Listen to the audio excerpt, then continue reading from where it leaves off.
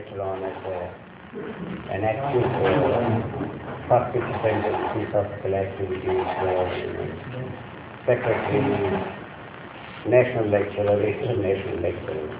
There were about half a dozen Krishnamurtis living at that time. So the famous one was always called Krishnamurti, the tradition in India. So we all dropped the Krishnamurti part of it and stuck to the initials, UGK, SRBT, KMT, like that. The most famous one was J. Krishnamurti, but they always called him Krishna Ji, Gandhi Ji, like that. So we all dropped the Krishnamurti part and then decided to have only the right. Even my wife called me, my children called me, not because of any particular reason. In that part of India, the given name is more important than the family name. You know that Krishnamurti is my given name, it's not the family name. I don't even know where that village is, somewhere in Andhra Pradesh. What was the Uppal? Uppaluri. In AP. In Andhra Pradesh. Somewhere, there is a village. Somewhere near Vijayawada, I don't know. So you were married at that time? Yeah, why was I married? That was a long time ago. Yeah, I don't talk whatever, excuse me, the details you want to get about my, it's there in the book published by somebody. Unless there is some context in which the subject of my marriage and other things. It's all there in that. You have seen that book, Mine in the Mist, and Have you seen it? I don't need to see that book. You will find all the project details.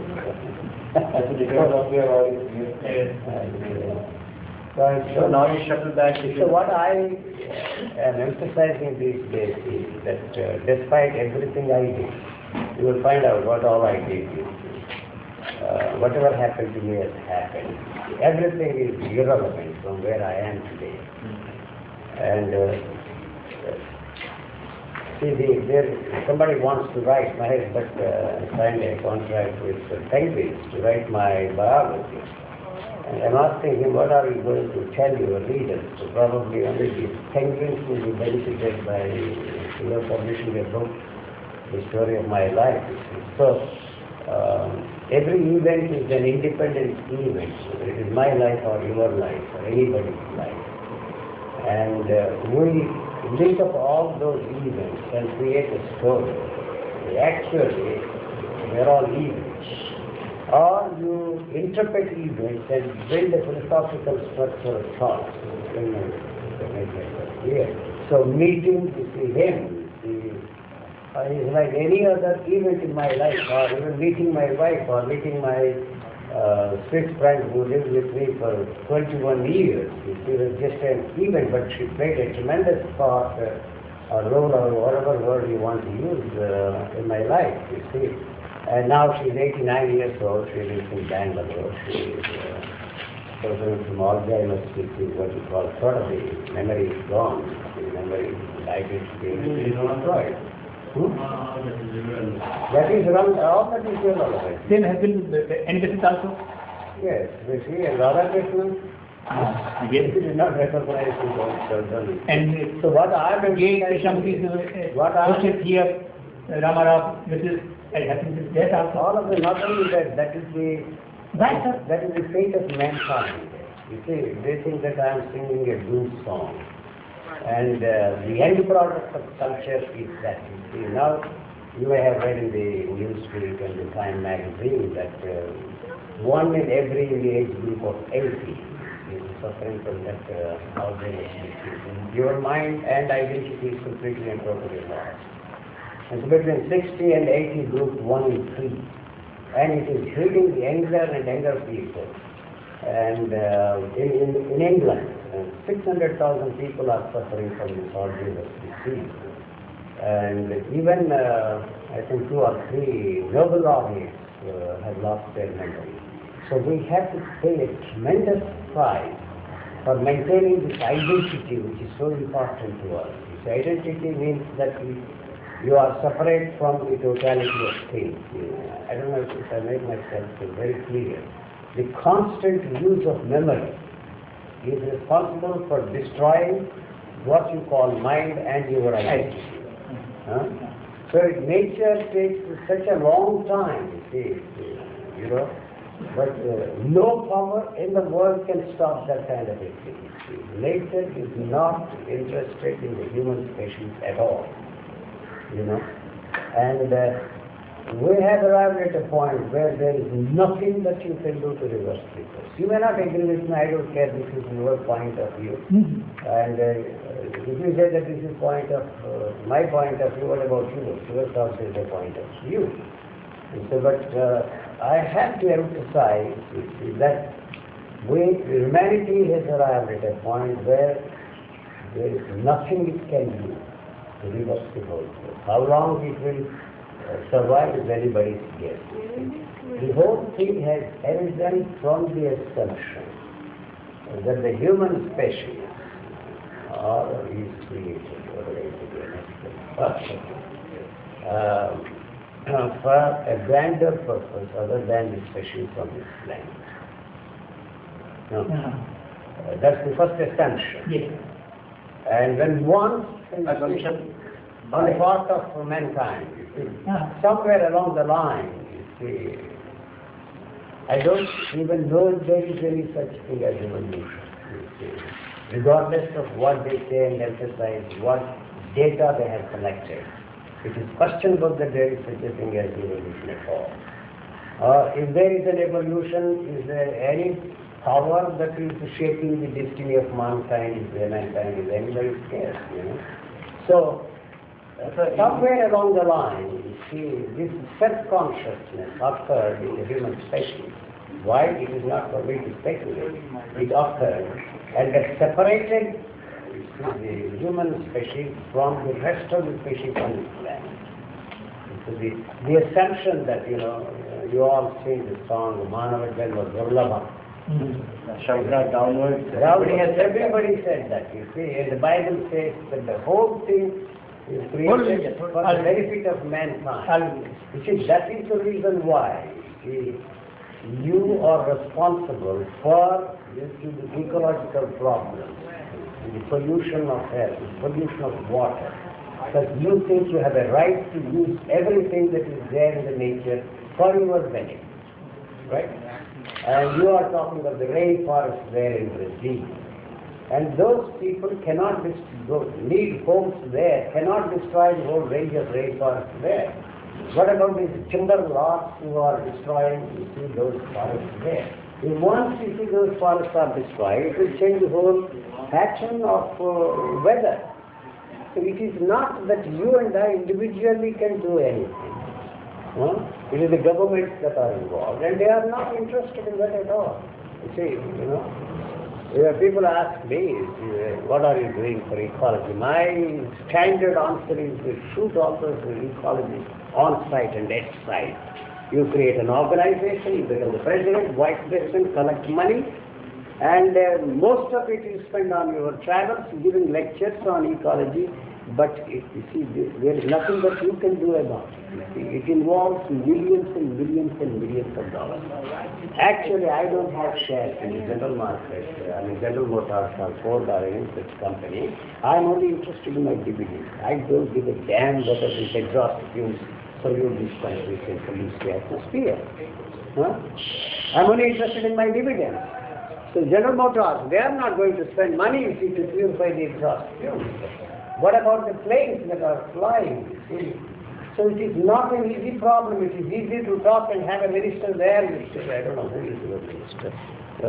Minister of Ecology and all that. They are not going to. They are not going to spend money. I don't know if you I'm not interested in any individual. The whole system is involved in that. And it's not an easy thing. It requires millions and millions and millions of dollars. Yeah. But if mankind is not important, then even the whole system destroys itself, how does it matter? Certainly it doesn't matter, but what is it that you are doing to save mankind, you see. Are you really interested in mankind? That is my question. So you say that nature is not interested in mankind. Human species as such, you see, the mankind, I don't know, mankind, womankind, childkind, you see, Includes all species. you see, the species, species I am talking Yes. about. So you are no more important, you are no more grander than the mosquito that is sucking your blood. Are we ready to accept that? So what is responsible for the tragedy is the self-consciousness I referred to, that occurred somewhere during the course of evolution, and there is nothing that you can do to change the course of events. So it was there the thought, you see, also was born, you see. So it is that invented everything, the religious thinking of man, God, you see, and all the other variations. God went out of my system when I was 7 years old. But yet, you see, the variations of that enlightenment, you see, permanent bliss, permanent happiness, all that those religious people talking about carried on. That's the word anyway. So it went on and on and on. In your life also? In my life, in everybody's life, you see. So it is not enlightenment, it is not moksha, liberation, and it is not self-realization, it is not God-realization. But what every human being is interested in is permanent happiness, permanent pleasure. You see, all these that are born out of the religious thinking, or you see the ultimate pleasure, that is what you see the people are interested in. That is what you see the religious people are selling these shoddy piece of Then the focal point. and telling you that we have answers for that, and you can be permanently happy and you can have permanent pleasure. They are all things that, sorry to say that selling Buddha, selling meditation techniques, selling yoga, it doesn't work. That's all that I'm saying. If, as you say, you listen to Yes, Krishna I admit. for 30 years, Yes, not that. more than 30 years, why are you here? Same as Exactly, you are no different from, I'm sorry, I'm not I'm correct. I'm not saying anything against you as I a accept. Muslim. I accept. You see, you are repeating those words and those phrases which are empty words and empty phrases. You are no different from those people who No. I chant accept. every day. They quote Bible, you quote Krishnamurti, somebody else quotes Bhagavad Gita, somebody else quotes Quran, somebody else quotes God knows. And where I was, It has not helped you. No. Why do you still have faith in that? It has not worked because you are living in. I am not saying No. because you have to Yes. sit here I am talking about. You know? What you are left with is empty words and empty phrases. And that gives you hope. You see, live in hope and die in hope. So we have come to a point where the mankind, humanity, or whatever you want to word you want. We have come to a point where we have to ask questions. Questions which we were not ready to ask. You see, we took the answers given by the sages, saints, and saviors of mankind as valid and true, but they don't work. That's all that I am saying. So why don't we question the answers? Because all the questions which we are asking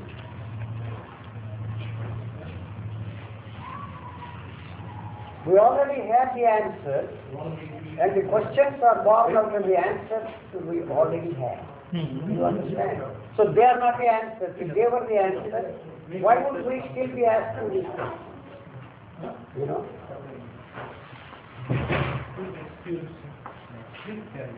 So you see, you cannot separate politics from religion.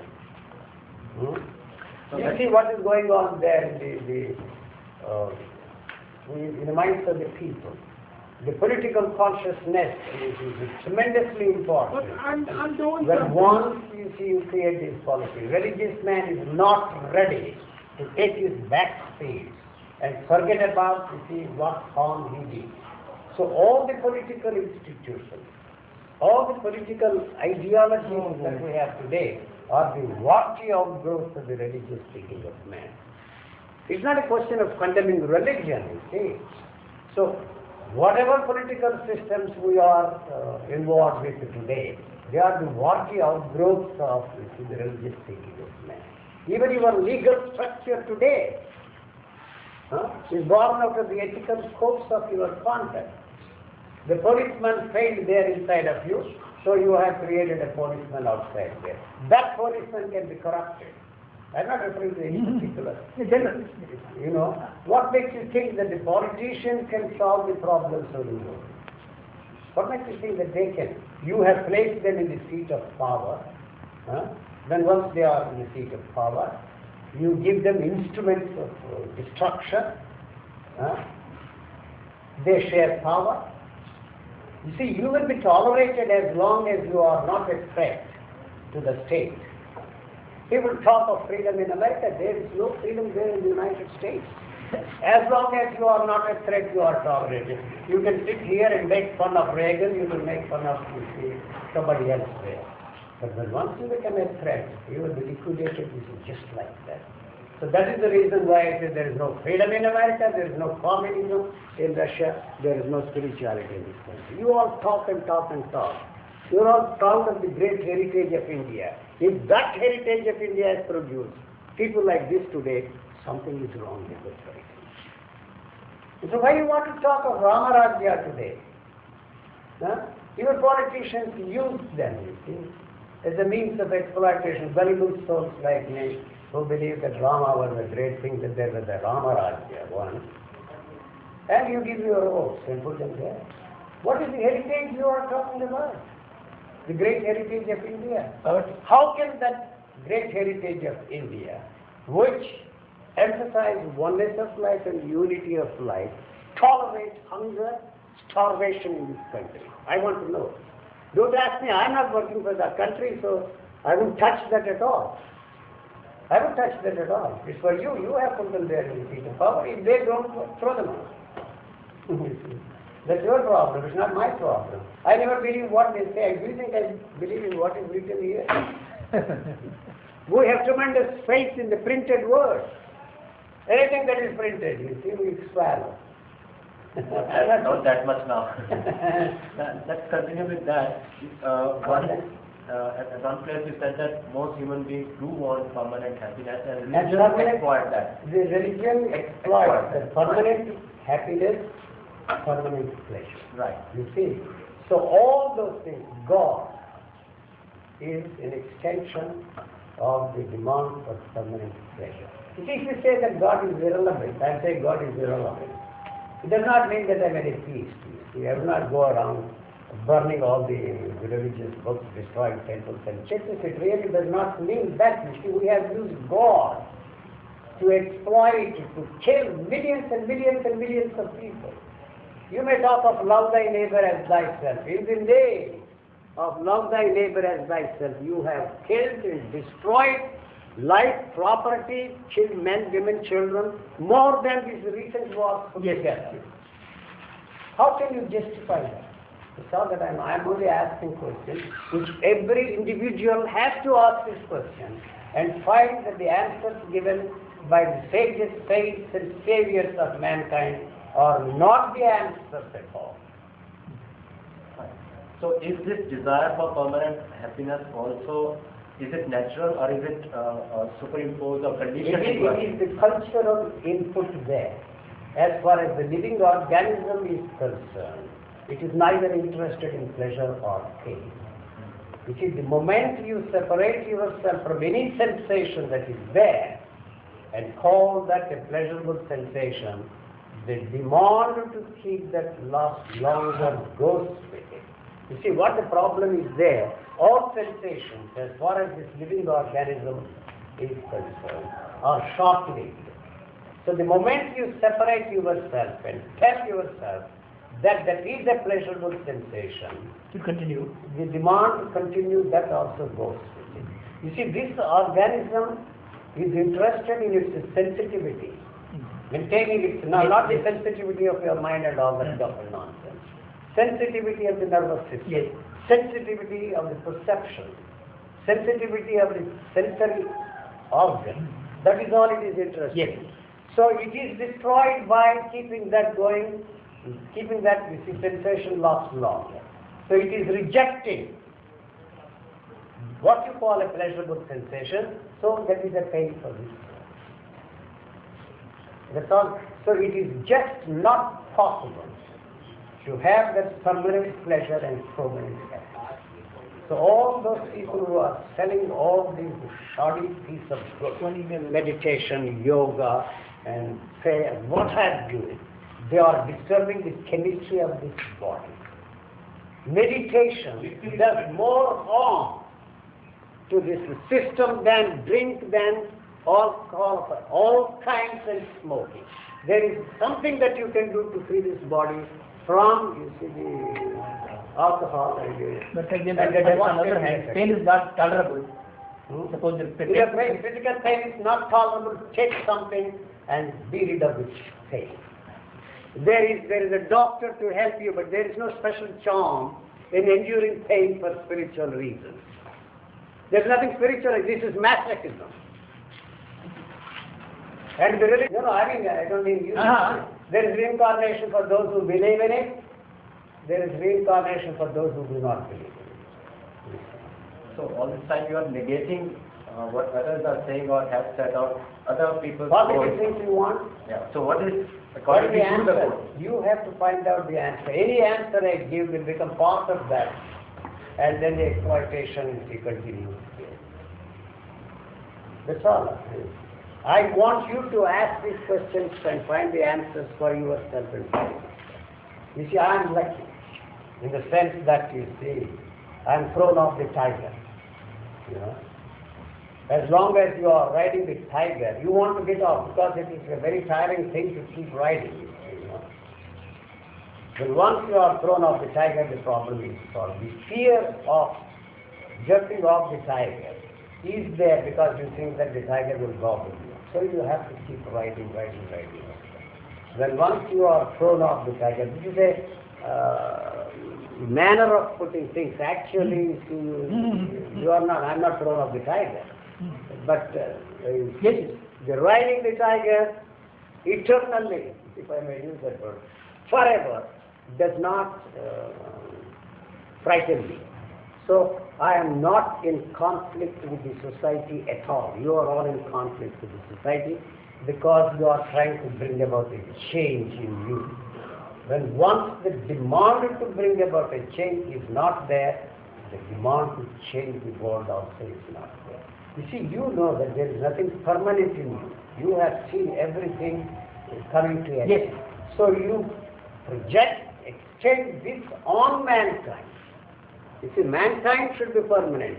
Humanity should be permanent. But actually, you are not interested in that at all. I don't know.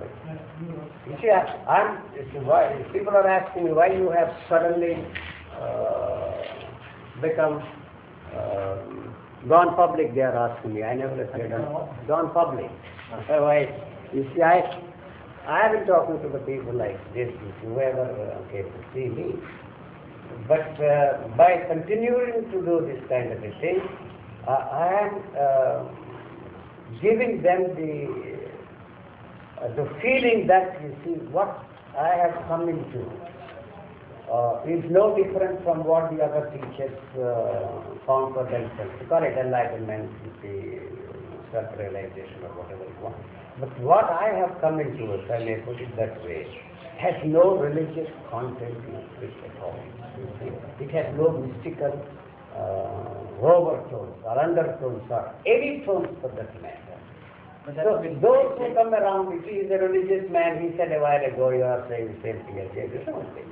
And I said, look, it doesn't matter. Because even he didn't have any religious or mystical overtones. But he created an organization. You see, he talked of bringing about a transformation, radical transformation, a mutation of mind. I am saying that there is no such thing as mind at all. And all that talk of bringing about a radical mutation is bullshit. It's guff and nonsense. You see, there is nothing there to be transformed. This is what I have